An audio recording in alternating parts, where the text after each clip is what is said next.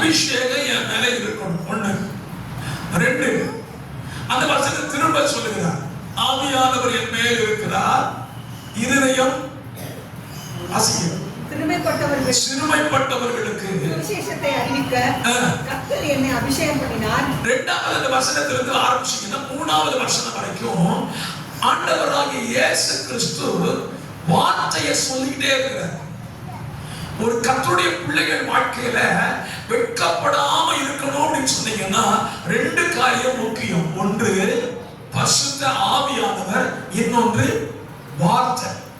நான் இப்படி சொல்ல விரும்புகிறேன், இயேசுவும் ஆவியானவரும் இருக்கிறவர்கள் வாழ்க்கையில வெட்கப்படாம புகழ்ச்சியா வாழலாம்.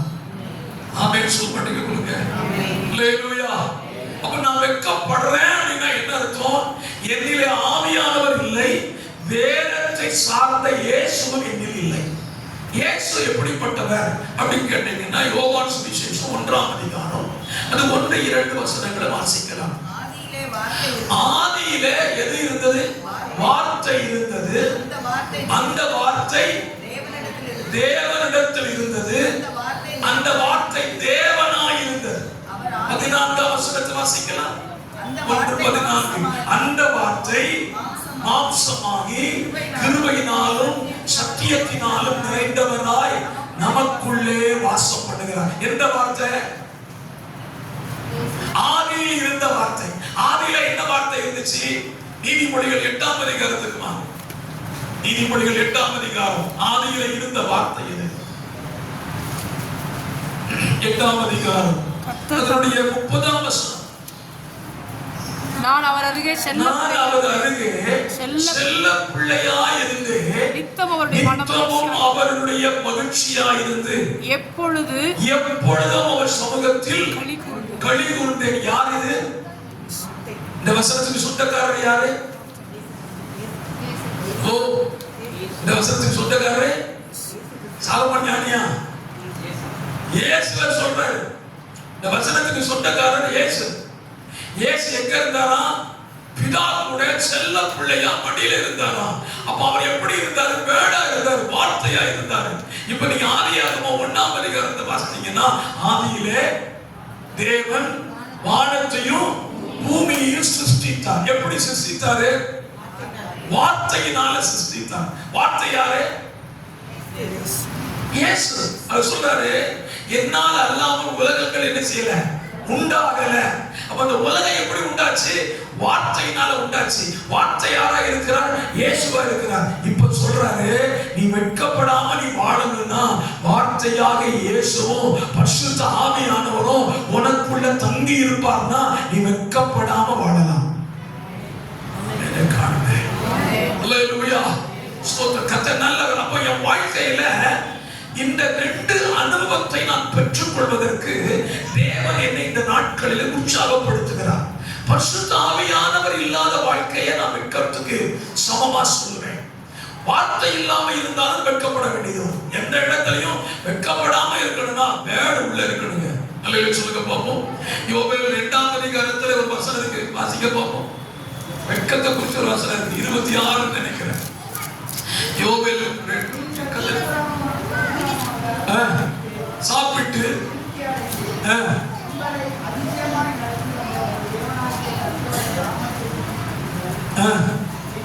ஏன் ஜனங்கள் ஒருபோதும் வெட்கப்பட்டு போவதில்லை.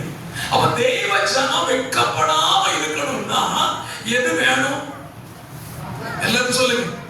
பரிசுத்த ஆவியானவரும் வார்த்தையாகிய இயேசுவும் வேணும். இந்த 2 நம்ம வாழ்க்கையில இருந்தா நம்ம என்ன செய்யணும்? வெட்கப்படவே மாட்டோம். உண்மையா சொல்றேன். இது இல்லாதவங்க வாழ்க்கையில வெட்கத்தை சந்தித்தே ஆக வேண்டும். அது வேதத்தை சார்ந்த உண்மை. சரி, நம்முடைய ரட்சகராகிய இயேசு கிறிஸ்து பூமியில 33.5 ஆண்டுகள் வாழ்ந்தார். 3.5 ஆண்டு தான் ஊழியம் செய்தார். இயேசு கிறிஸ்து எங்கேயாவது வெட்கப்பட்டிருக்காரா? இயேசு கிறிஸ்து எங்கேயாவது வெட்கப்பட்டிருக்கிறாரா? இல்ல. அவ வெட்கப்படக்கூடிய சூழ்நிலையை பிசாசு ஏற்படுத்தினானா? ஏற்படுத்தினான். பல இடத்துல இயேசு வெட்கப்படுத்துவதற்கு பிசாசு சூழ்நிலை உருவாக்குனான். ஆனா இயேசு ஒரு இடத்துல கூட வெட்கப்படவே இல்லை. அல்லேலூயா சொல்லுங்க பாப்போம். அதுக்கு என்ன காரணம்? அவருக்குள் வார்த்தை இருந்துச்சு, அவருக்குள்ள ஆவியானவர் இருந்தார். அதனாலதான் அவர் வெட்கப்படவே இல்லை. அல்லேலூயா சொல்லுங்க பாப்போம். கர்த்தர் நல்லவர். ஸ்தோத்திரம். வேதத்துல இயேசு வெட்கப்படக்கூடிய ஒரு இடத்தை நான் உங்களுக்கு காண்பிச்சு கொடுக்கிறேன். அதுல அவர் வெட்கப்படலைன்னு சொல்றேன். ஸ்தோத்திரம். இயேசு கிறிஸ்து சிலுவையில தொங்குறார். அதனா சிலுவையில தொங்கும் போது சிலுவையின் கல்லனும் கீழே நிற்கிறவங்களை இயேசுவை பார்த்து சொல்றாங்க, நீ தேவகுமாரனே ஆனால். சிலுவையிலிருந்து இந்த இடத்துல இயேசு வெட்கப்படணும் அப்படிங்கிறதுக்கு தான் சாத்தான் இந்த வார்த்தையை பயன்படுத்தினான். இப்ப இயேசு சிலுவையிலிருந்து என்ன செய்யல? இறங்கல. அப்ப அவர் யார் இல்ல? நீ தேவகுமாரனை ஆனால் சிலுவையிலிருந்து இறங்கி வா. இயேசு இறங்கல இல்ல. அப்ப அவர் யார் இல்ல? அவங்க கூற்றுப்படி அவர் தேவகுமாரன் இல்லை. இவங்க நினைச்சாங்க, நீ வெட்கப்பட்டு பத்தியா, நீ தேவகுமாரன் கீழே வந்துட்டுல அப்படி சொன்ன. இயேசு அந்த இடத்துல ரொம்ப அமைதியா இருந்தாரு. ஆனா 3வது நாள் காலையில அவர் தேவகுமாரன் வந்தார். சிலுவையிலிருந்து வரல, கல்லறை பொழுது வெளியே வந்தார். நல்ல ஒரு அலையில சொல்லுங்களேன். வார்த்தை உள்ளே இருந்தா நீ வெட்கப்படவே மாட்டேன். ஒருவேளை அவன் வெட்கப்படுத்துகிற இடம் வேணா அவனுக்கு ஜெயித்த மாதிரி தெரியலாம். ஆனா கர்த்தர் சொல்றாரு, 3வது நாள் காலையில இதோ நீங்கள் இயேசுவை தேடுகிறீர்கள், அவர் மரித்தவர் மத்தியில் இல்லை, அவர் உயிர்த்தெழுந்தார். அல்லேலூயா சொல்லுங்க பாப்போம். கர்த்தர் நல்லவர். நான் இன்னைக்கு மதிய வேளையில உங்களோடு கூட சொல்லுகிறேன், நீங்க வெட்கப்படாம இருக்கணுங்கிறது தெய்வ திட்டம். வெட்கப்படாம இருக்கணும்னா அவர் சொல்றாரு, என் ஆவியை பரிபூர்ணமா பெற்றுக்கோ, என் வார்த்தையை உள்ள ஸ்டோர் பண்ணி வச்சுக்கோ. உன் வாயை திறந்தாலே இதுதான் பேசணும், வார்த்தையை பேச. நம்ம இப்ப வாயை திறந்தா நம்ம வாயில வார்த்தை வரப்படும். எதுதான் வருது?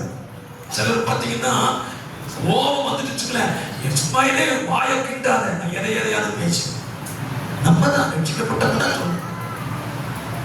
நம்ம ஆண்டவரை என்ன காட்சை கொடுத்தாமோ அவர் வாயில தான் வந்துச்சு, வார்த்தை தான் வந்துச்சு. வார்த்தையினால் தான் வெட்கத்தை சந்திக்காம இருக்க முடியும். ஆகவே இதன் அடிப்படையில் உங்களோடு கூட பேசக்கூடியாக நான் விரும்புகிறேன். ஆண்டவர் நம்ம வாழ்க்கையில லட்சிய வெட்கத்தை லட்சிய மாற்றத்துக்கு நமக்குள்ள ஒரு மாற்றத்தை கொண்டு வர விரும்புகிறார். 7ஆம் வசனத்தை திரும்ப வாசிக்கலாமா? ஸ்தோத்திரம். 7ஆம் வசனத்தை திரும்ப வாசிக்க. உங்கள் வெட்கத்துக்கு பதிலாக எந்தத்தனையாய் பலன் வரும். பலன் வரும்.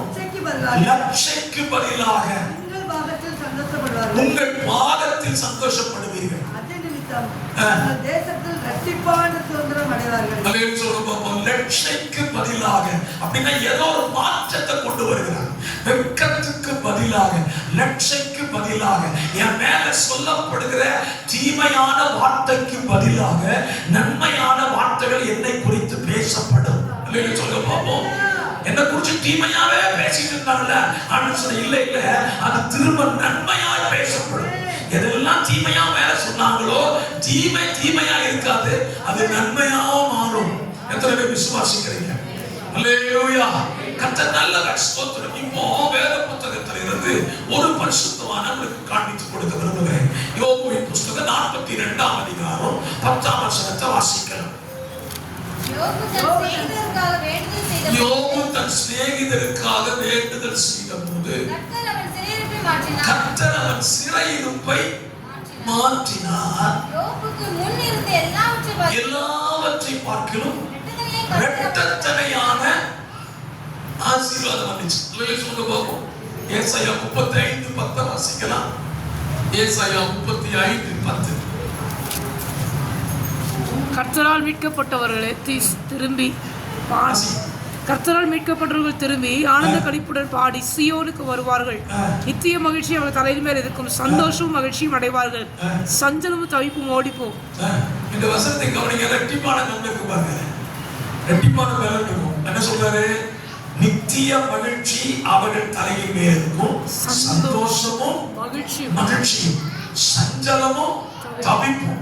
ஓடுறது ஒண்ணு, உள்ள வர்றது இன்னொன்னு. அல்லேலூயா சொல்லுங்க பாப்போம். ஸ்தோத்திரம். அப்படியானா இரட்டிப்பான நன்மையை யோபு பெற்றுக்கொண்டான். இங்கே சொல்றாரு, தேவனால் மீட்கப்பட்ட ஜனம் இந்த நன்மையை பெற்றுக்கொள்ளும். 2 ராஜாக்கள் 2ஆம் அதிகாரம் 9ஆம் வசனத்துல எலியா எலிசாட்ட கேட்கிறான், நான் எடுத்துக்கொள்ளப்படும் போது நீங்க என்னப்பா எதிர்பார்க்கிற? உம்மிடத்தில் இருக்கிற ஆவியின் வரத்தை ரெட்டிப்பா தரணும். அல்லேலூயா சொல்லுங்க பாப்போம். தெய்வ ஜனம் தெய்வ பிள்ளைகளை பின்பற்றினா ரெட்டிப்பான நன்மையை பெறுவதற்காக பின்பற்ற வேண்டும். அல்லேலூயா. உபாகம புத்தகம் 21:17 வாசிக்கலாமா? உபாகமம் 21:17.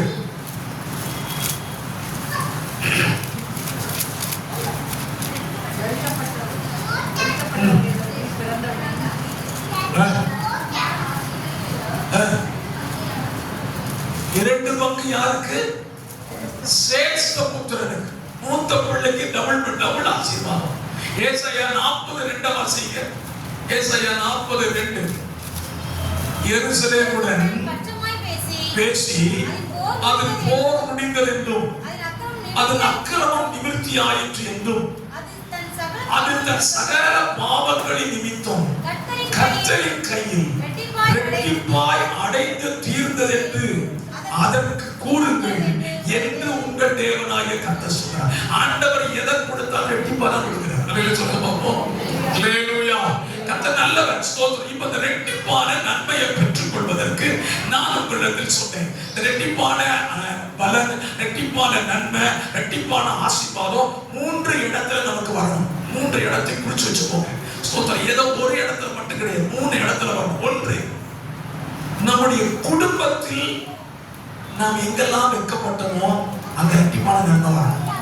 ஒன்று நம்ம குடும்பத்துக்குள்ள, ஏன்னா நம்ம குடும்பம் தான் நிறைய பிரச்சனை கொடுத்துருக்கோம். 2வது, நம்முடைய சிநேகிதரிடத்தில், நம்மளுடைய நண்பர்கள் பார்த்தீங்களா, நம்ம நண்பர்கள் நம்மளை பார்த்து நிறைய சிரிச்சிருப்பான், அவன் மத்தியில நமக்கு இரட்டத்தனையான பலன்.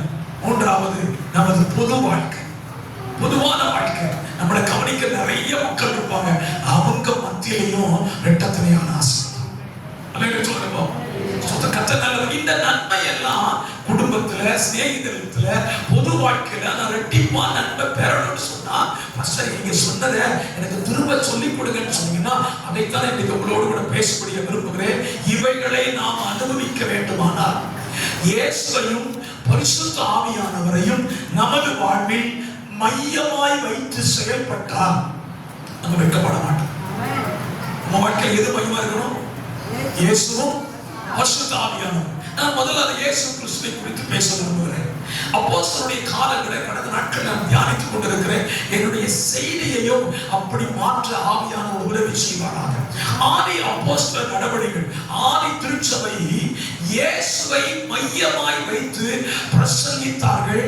பெரிய ஆத்தும அறுவடையை பார்த்துட்டாங்க. அல்லேலூயா சொல்லுங்க பாப்போம். அப்போஸ்தலர் 2ஆம் அதிகாரம், அப்போஸ்தலர் 3, அப்போஸ்தலர் 4, 5, 6, 7, 8 இந்த முழு 10ஆம் அதிகாரம் வரைக்கும், நீங்க 10ஆம் அதிகாரம் வரைக்கும் பேதுரு அப்படின்னு ஒரு டாபிக்கை எடுத்து பேதுரு எங்கெல்லாம் பேசினாரு அந்த இடத்துல நீங்க கவனிச்சீங்கன்னா பேதுருடைய செய்தி ஒரே செய்தியா தான் இருக்கும்.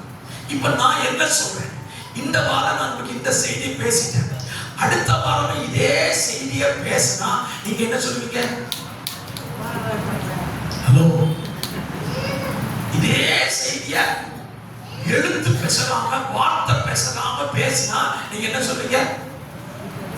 பாஸ்டர் சரியா ஜெபம் பண்ணல, போன வாரம் ஓட்டுனதையே இந்த வாரம் ஓட்டுத. உண்மைதானே? நிறைய பேர் தலை ஆடுது பார்க்க. சரி, அடுத்த வாரம் இதான் பேசுறேன். ஏசாயா 61 தான் பேசுறேன். என்ன சொல்றீங்க? இவருக்கு பிரசங்க கிருபை போயிடுச்சு. 4வது வாரம் இந்த டாபிக் தான் பேசுறேன். 5வது வாரம் பிரசங்க டைம்ல நீங்க இருக்க மாட்டீங்க, வெளியே போயிருக்கீங்க. ஆமென் தானே? ஆமென். ஒத்துக்கிட்டு வெரி குட். கர்த்தர் நல்லவர். அடுத்த மாசமா ஏசாயா 61 தான் பேசுறேன். ஹலோ, ஒரு கம்பி போட்டு இதை கேட்காம உடம்பு இவர் என்ன ஒரே பிரசங்க பாட்டு ஓட்டிட்டு இருக்கிறாரு. நம்ம மைண்டிலேயே வாரம் ஒரு புதிய செய்தி கேட்கிறோம். புதுசா பாஸ்டர் ஏதாவது பேசணும்.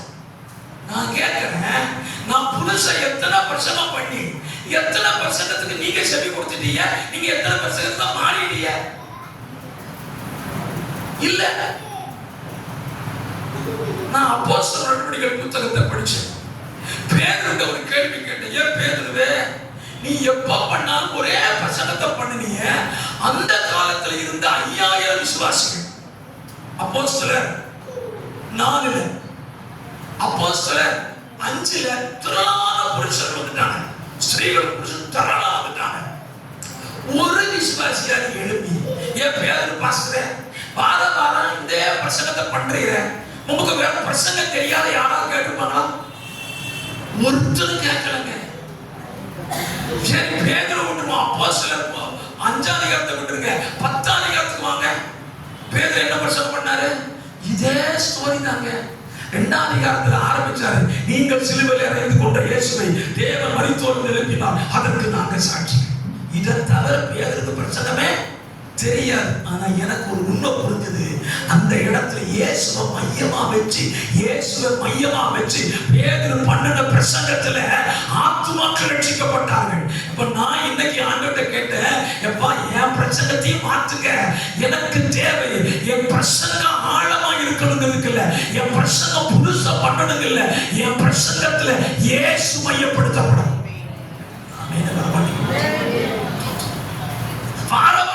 பேசுங்க, உங்க வீட்டுல இயேசுவை பேசுங்க, உங்க வாழ்க்கையில இயேசுவை பேசுங்க, உங்க வேலை ஸ்தலத்துல இயேசுவை பேசுங்க. ஒண்ணு உன் கூட இருப்பான், இல்ல ரட்சிக்கப்பட்டுவான். ஆமென். தோத்திரம். உங்களை பார்த்தேன்னு சொல்லுவான், எப்பா வந்துட்டா இயேசுதான். நீங்க அவனை சொல்லுங்க, ஐயா நான் இருந்த இயேசுவை பத்தி தான் பேசுவேன், வாயை திறந்த இயேசுவை தவிர வேற ஒண்ணு தெரியாது. சொல்லி பாருங்க, உங்க வெட்கம் மாறி உங்க தலைமையா. ஆமெனா. அல்லேலூயா சொல்லுங்க பாப்போம். நான் அப்ப அடுத்த வாரம் யாரத்தான் பேசுவேன்? இயேசுவை பத்தி தான் பேசுவேன். பேதுரு சொன்னாரு, உன்னுடைய பிரசங்கத்தில் இயேசுவை மையப்படுத்தி நீ பிரசங்கம் பண்ணிக்கிட்டே இரு, ஆத்துமாக்களை அவர் ரட்சிப்பார். காரணம், ரட்சிப்பு யார்கிட்ட இருக்குது?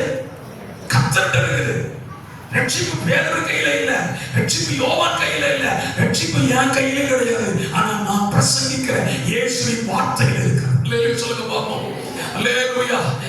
சரி பாஸ்டர், அற்புதம் யார் கையில இருக்குது? அற்புதமும் என் கையில இல்ல, அற்புதம் யாருக்கு இருக்குது? இயேசு கையில இருக்கு. அப்போஸ்தலர் நடவடிக்கைகள் 3ஆம் அதிகாரம் 11ஆம் வசனத்தை அப்போஸ்தலர் 3:11 வாசிக்கலாமா? உருமாக்கப்பட்ட சப்பானி பேதுருவையும் யோவானையும் பற்றிக் கொண்டிருக்கையில் ஜனங்கள் எல்லாரும் சாலமோன் மண்டபம் எனப்பட்ட மண்டபத்தில் அவர்களுக்கு ஓடி வருகிறார்கள். பேதுரு அதை கண்டு ஜனங்களை நோக்கி இஸ்ரவேலரே, ஆச்சரியப்படுகிறது என்ன? நாங்கள் நல்ல வசனத்தை கவனிங்க, நாங்கள் எங்கள் சுய சக்தியினாலாவது சுய பக்தியினாலாவது நடக்கப்படினோம் என்று நீங்கள் எங்களை நோக்கி பார்க்கிறது என்ன? ஆக்சுவலா இந்த சப்பானியை நடக்க பண்ணது யாரு? சப்பானி எப்படி நடந்தான்? பேதுரு தானே. வாசலுக்குள்ள வர்றான், வாசல்ல பிச்சை கேட்கிற ஒரு சப்பானி உட்கார்ந்து இருக்கிறான். அவன் பிச்சை கேட்கிறான், இதுல வெள்ளியும் பொண்ணும் என்கிட்ட இல்ல. அல்லேலூயா சொல்லுங்க பாப்போம். சந்தோஷமா சொல்லுங்க. நம்மகிட்ட ஒரு பிச்சைக்கார பிச்சை கேட்கிறான், நம்ம என்ன சொல்லுவோம்? ஹலோ, வச்சுக்கிட்டே இல்ல பாத்தீங்களா? ஐயா தர்மம் கொடுங்க, சில்லறை இல்லையே. சில டெக்னிக்கான பிச்சைக்காரன், சில்லறை இல்லைன்னு பரவாயில்ல, நோட்டு கொடுங்க நான் தரேன். இப்ப எழுத பிச்சைக்காரன் அப்படி தரலாம், சில்லறை நான் தரேன், நீ நோட்டை கொடுங்க. நம்ம பெச்சுக்கிட்டு தான் இல்லைங்கிறோம். ஆனா பேதுருவான உண்மையை சொன்னான், வெள்ளியே இல்ல பொண்ணு இல்ல. நான் ஆண்டோட கேட்பாப்பா, அந்த பிரசங்கத்துக்குலாம் நான் தகுதி கிடையாது. நான் இப்ப வெள்ளியே இல்ல பொண்ணு இல்லைன்னு சொல்ல முடியாது. என்கிட்ட வெள்ளியும் கிடையாது பொண்ணு கிடையாது, முடிச்சுக்கோங்க. நான் ஒரு பொண்ணு ஒரு நகையை வாங்குறேன், நல்ல சொல்லுங்க பார்ப்போம். ஆனா ஆண்டவர் அதுக்கு தகுந்த ஆசீர்வாதத்தை கொடுத்துருக்காரு. சொன்ன இல்லைன்னு சொல்ல முடியாது. ஆனா அந்த இடத்துல அவன் இல்லைன்னு சொல்லிட்டு சப்பானி வலது கையை பிடிச்சி இயேசுவின் நாமத்தில் எழுந்து, இப்ப நான் கேட்கிறேன், அவனை நடக்க வச்சது யாரு? ஹலோ, தப்பா சொல்றீங்க. பேதுரு கை பிடிச்சு விட்டான். பேதுரு என்ன சொல்லிக்கணும்? இத்தனை காலம் என்ன நினைச்சிட்டு இருந்தீங்க? மீன் பிடிக்கிறோம் நினைச்சீங்களா? நான் யார் தெரியுமா? கையை பிடிச்சா தப்பானி நடப்பான் சொல்லி இருக்கலாம் பேதுரு. ஆனா பேதுரு என்ன சொன்ன தெரியுமா? என்ன சரியா பாக்குறீங்க, என்ன எதுக்கு பாக்குறீங்க? இவன் நடந்தது என்னால இல்ல, இயேசுனால. அல்லேலூயா சொல்லுங்க பாப்போம். பல நேரத்துல நம்ம வாழ்க்கையில ஏன் வெட்கப்படுறோம் தெரியுமா? ஏன் வெட்கப்படக்கூடிய சூழ்நிலைக்கு தள்ளப்படுறோம் தெரியுமா? நான் ஜெபம் பண்ணேன். யார் பண்ண? நான் ஜெபம் பண்ண தெரியுமா? பேசுறாரு ஒட்ட சவுண்டு ஜெபம். யார் ஜெபம் பண்ண? நீ ஜெபம் பண்ணா நடந்துருமோ? நான் கிரியை செய்யலைன்னா அவன் ஜெபம் வேஸ்ட். ஆமெனா. பேதுரு அந்த கையை பிடிக்கும் போது ஏசாப்பா சைலண்டா இருந்திருந்தாருன்னா என்ன நடந்திருக்கும்? இருக்கிற ஜப்பானிக்கால் ஒடிச்சிருப்பான் பேதுரு. அன்னையோட பேதுரு ஊழியம் முடிஞ்சிச்சு, அடிச்சு துவச்சிருப்பான். நல்லா இருந்த பிச்சை எடுத்துக்கிறவனே கால் ஒடிச்சதே தான் பேதுரு தான் சொல்லியிருப்பான். அப்ப நாம சொல்லுவான், நான் கையை பிடிச்சாலும் அப்பா கிரியை செய்யணும் ஒண்ணுமே இல்லை. அல்ல சொல்லுங்க போவோம். இந்த மதிய வேளையில நீங்க ஒரு வார்த்தை சொல்லுங்க, ஏசப்பா நான் என்ன ஜெபம் பண்ணாலும் சரி, நான் என்ன பிரயாசப்பட்டாலும் சரி, நீங்க கிரியை செய்யலைன்னா நான் வேஸ்ட். ஆமெனா. இந்த இயேசுவை பேரு எங்கெல்லாம் போனாலும் இயேசு இயேசு இயேசு இயேசு அவன் சொல்லிக்கிட்டே நான் பாருங்க. பேருடைய ஆதிகால அப்போஸ்தலர் விசுவாசிகளுடைய கூட்டம் எத்தனை? எண்ணிக்கையே இல்லைங்க, திரளான கூட்டம். அப்ப நான் நினைக்கிறேன், இன்னைக்கு ஆத்துமாக்கள் ரட்சிக்கப்படாமல் ஆத்துமாக்கள் இன்னைக்கு தூரமா போகுதாங்க. அதுக்கு காரணம் என்ன? கிறிஸ்தவர்கள் யாரை மறந்துட்டாங்க? இயேசுவை மறந்துட்டாங்க. புதுசு ஆழமான செய்தி உள்ள போய் எடுத்து பேச பண்றேன். ஒரு ஸ்டாப் இல்ல. நான் சொல்றேன், இயேசுவை திரும்ப திரும்ப வார்த்தையை சொல்லிக்கிட்டே இருந்தா போதுங்க. இயேசு இயேசு இயேசு சொல்லவே சத்துரு அழிகிறான், அவனுடைய வல்லமை அழிகிறது. இயேசுவின் நாமத்தில் என்று சொல்லி முடிக்கும் போது பிசாசு வெளியே போயிடுது. அல்லேலூயா சொல்லுங்க பாப்போம். அல்லேலூயா. ஆண்டவர் நமக்கு இந்த மாதத்தில் என்ன சொல்றாருன்னா, நீ வெட்கப்படாம இருக்கணும்னா என் பேரை பயன்படுத்து. சிம்பிளா சொல்லித்தாங்க, சிம்பிளா சொல்லித்தாங்க. ஸ்தோத்திரம். மூச்சுக்கு மூச்சு இயேசு இயேசு இயேசு நீங்க சொல்லி பாருங்க. எக்ஸாம் விளையாடுற போகிறேன் நம்ம பிள்ளைங்க. ஸ்தோத்திரம். கொஸ்டின் பேப்பரை பார்த்தேன், அம்மா ஏசப்பா அப்படின்னா அந்த கொஸ்டின் ஈஸியா இருக்கும். ஆமென் இல்லையா? கொஸ்டின் கஷ்டம்னு நினைச்சிட்டீங்கன்னா கஷ்டம் தான். அந்த கொஸ்டின் பேப்பரை பார்க்கும்போது ஏசப்பா ஸ்தோத்திரம்னு சொல்லி பாருங்களேன், அந்த கொஸ்டினுக்குள்ள ஆன்சரை ஆண்டவர் சிந்தையில கொண்டு வந்துருவார். ஹல்லேலூயா. எந்த இடத்திலேயும் இயேசுவை மகிமைப்படுத்த கற்றுக்கொண்ட ஜனம் வெட்கப்படாதீங்க. ஆமெனா. கர்த்தர் நல்லவர். ஸ்தோத்திரம். அப்படின்னா நீங்க அப்போஸ்தலர் நடவடிக்கைகளை திரும்ப வாசிங்க. 10ஆம் அதிகாரத்தை வரைக்கும் வாசிங்க. 10ஆம் அதிகாரத்துக்கு பிறகு ஏன் வாசிக்க கூடாதுன்னு கேட்டீங்கன்னா, பவுல் ஊழியத்தை ஆரம்பித்து விட்டார். அவர் சபைகளை ஸ்தாபிக்கும் போது அந்தந்த சபைகளுக்குள்ள வரக்கூடிய பிரச்சனைகளை அவன் டீல் பண்ண ஆரம்பிச்சுட்டான். ஆகிலும் அவன் பிரச்சனை யாரை சார்ந்ததா இருந்துச்சு? இயேசுவை சார்ந்ததா இருந்துச்சு. நான் சொல்லுவேன், நம்முடைய முந்தின அப்போஸ்தலர்கள் இயேசுவை மையப்படுத்தினார்கள், அற்புதங்களை கண்டார்கள். இந்த கடைசி காலத்தில் கர்த்தர் சொல்றார், என்ன மையப்படுத்துகிறவன், என்ன மையப்படுத்துகிற குடும்பம், என்ன மையப்படுத்துகிற சபை, என்ன மையப்படுத்துகிற ஊழியம் மகிமையா மாற போகுது. சொல்லுங்க, எதிலேயும் சொல்லுங்க, எல்லாவற்றிலையும் சொல்லுங்க, நான் ஒண்ணுமே கிடையாது, எல்லாமே இயேசு. சொல்லுங்க பாப்போம். நம்முடைய பகவான்சியா ஒரு அழகான பாடலை பாடினார். எல்லாம் இயேசு இயேசு சொன்னார். இன்னைக்கு உயிரோட தான் இருக்கிறார். நம்ம வாழ்க்கையில இயேசுவை மையப்படுத்தாம விட்டதுனாலதான் தோல்வி வெட்கம் சந்திச்சுட்டே இருக்கும். நான் இந்த மாதத்துல சொல்றேன், நீ வெட்கம் அனுபவித்த சகல தேசத்திலையும் கீர்த்தியும் புகழ்ச்சியுமா மாறதுக்கு இயேசுவை யூஸ் பண்ணிக்கோங்க. அல்லேலூயா சொல்லுங்க பாப்போம். அல்லேலூயா.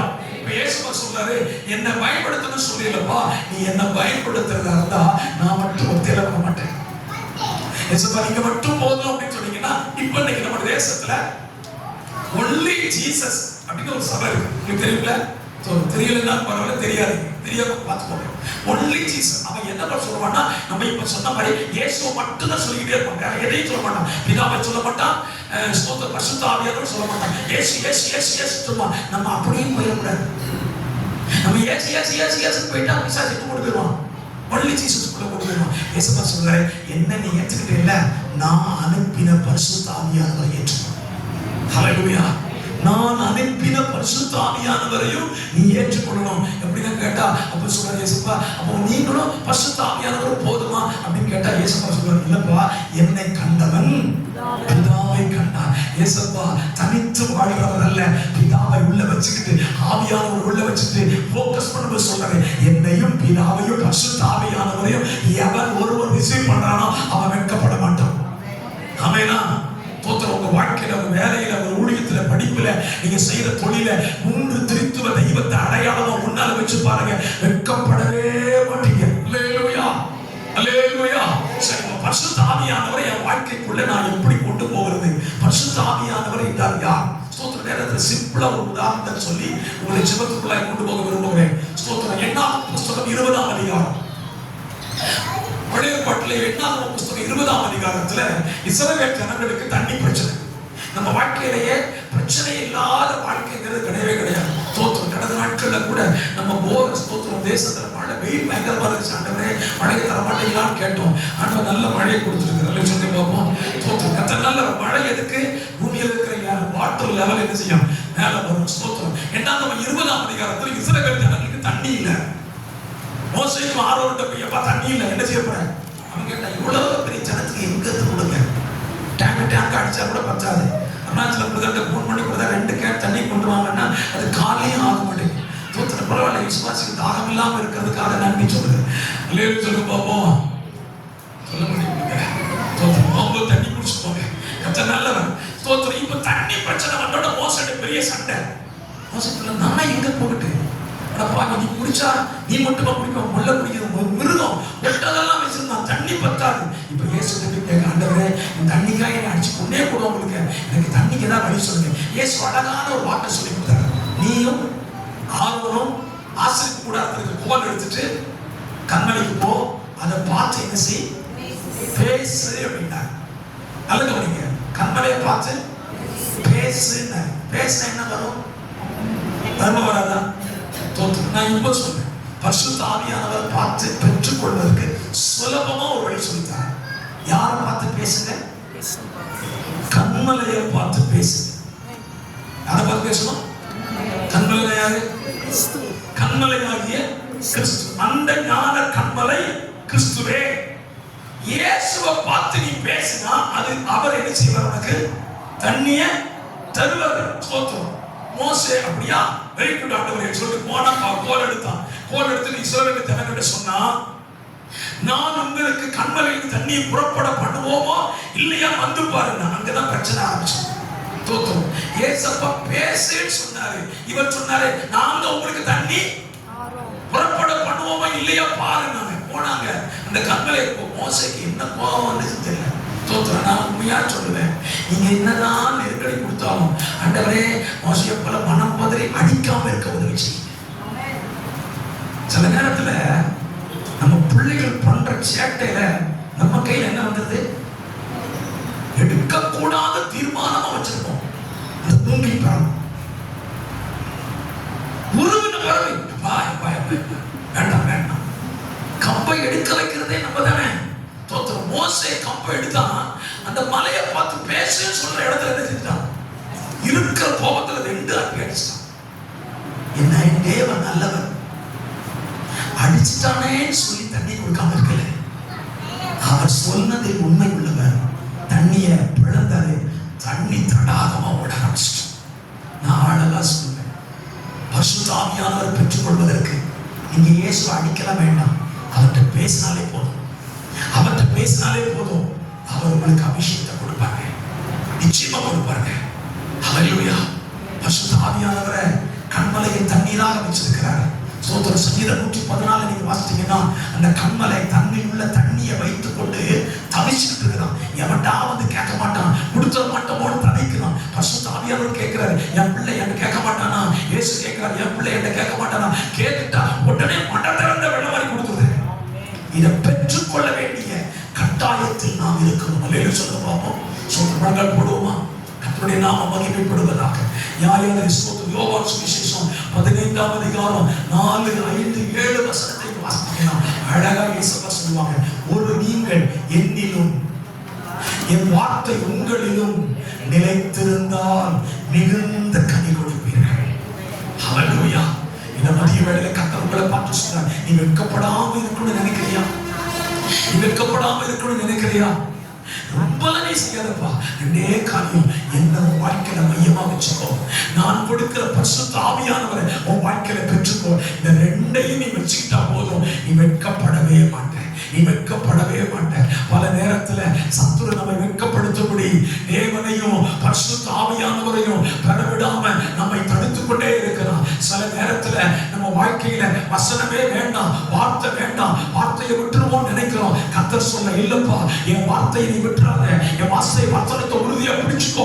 என் வார்த்தை உனக்குள்ள இருந்தா, என் வார்த்தை உனக்குள்ள இருக்குமானா நீ வெட்கப்படவே மாட்டேன். ஓ ஸ்தோத்திரம். வார்த்தையை உள்ள ஏற்றுக்கொண்டவர்களுக்கு கர்த்தர் சொல்லுகிறார், நான் கொடுக்கிறதான அந்த ஜீவ தண்ணீரை நீ பெற்றுக்கொள்வாயானால் உன் வாழ்க்கையில வெட்கப்படவே மாட்டேங்க. ஸ்தோத்திரம். சத்துரு உன்னை வெட்கப்படுத்தும்படி பல சூழ்நிலைகளை உருவாக்கலாம். ஆண்டவர் மதிய வேளையிலே சொல்லுகிறார், உன் வெட்கத்துக்கு பதிலாக இரண்டத்தனையான பலன் வரப்போகிறது. அப்படியே ஆண்டவர் சமூகத்தை நோக்கி பாருங்க. ஆண்டவரே, இந்த மதிய வேளையிலே ஸ்தோத்திரம், தேர்வு எழுத போகிற பிள்ளைகளை பார்த்து சொல்றேன், நீ தேர்வு முடிச்சு ரிசல்ட் வரும்போது வெட்கப்படாம இருக்கணும்னு சொன்னா நான் சொல்லல, பைபிளை சார்ந்து சொல்லுகிறேன். இயேசுவையும் பரிசுத்த ஆவியானவரையும் உன் வாழ்க்கையில முக்கியப்படுத்தி பாரு. நீ வெட்கப்பட்டு போவதில்லை, நீ அவமானம் அடைவதில்லை, உன் முகம் செத்து போகாது. நீ வெற்றியோடு திரும்பத்தக்கதான அந்த கிருபையை கர்த்தர் கொடுப்பாருங்க. நீ வெட்கப்படாம இருக்கணும்னா வார்த்தையை சொல்லு, பரிசுத்த ஆவியில நிரம்பு, அக்கினியா மாறு. ஓ கண்மலையின் கண்ணீரால நீ பாவம் தீர்க்கப்படுவாய். உனக்காக, உங்களுக்காக நான் ஒரு விசை இயேசுவினிடத்தில் பேசுகிறேன். அவர் சொன்னார், இந்த கண்மலையை பார்த்து பேசுவா, தண்ணி வரும். என் ஜனங்கள் குடிக்கக்கூடிய தண்ணீரை இந்த கண்மலையாக கிறிஸ்து